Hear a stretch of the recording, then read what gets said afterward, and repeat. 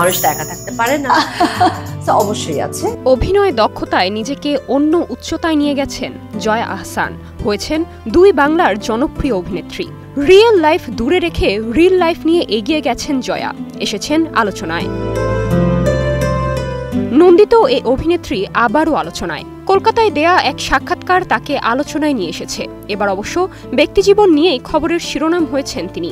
জয়া আহসানের ব্যক্তিগত জীবন নিয়ে ভক্তদের আগ্রহের কমতি নেই, তবে যতই চর্চা হোক এ বিষয়ে বরাবরই মুখে কুলুপ এঁটেছিলেন জনপ্রিয় এই তারকা।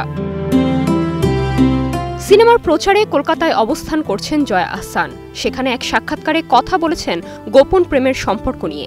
জয়া জানান, দীর্ঘদিন ধরে সম্পর্কে আছেন, সঙ্গীর সাথে একসঙ্গে থাকছেন। অভিনেত্রীর ভাষায়, মানুষ তো একা থাকতে পারে না, তার জীবনেও একজন বিশেষ মানুষ আছেন যিনি সিনেমা জগতের কেউ না। ভালোবাসার সম্পর্কের প্রসঙ্গে নিজের দৃষ্টিভঙ্গি তুলে ধরে জয়া বলেন, আমার কাছে পার্টনার হওয়ার আগে বন্ধু হওয়াটা সবচেয়ে জরুরি। আজীবন সেই বন্ধুত্ব ধরে রাখতে পারাই আসল ব্যাপার।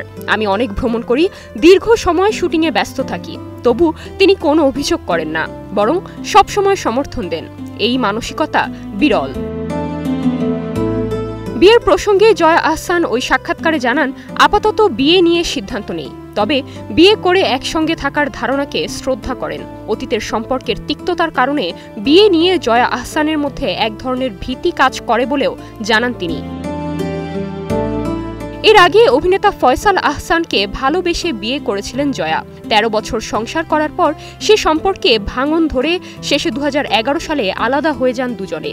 এরপর এই প্রথম কোনো সম্পর্কের কথা মুখ ফুটে জানালেন জয়া। Nirjana Nusrat, star news.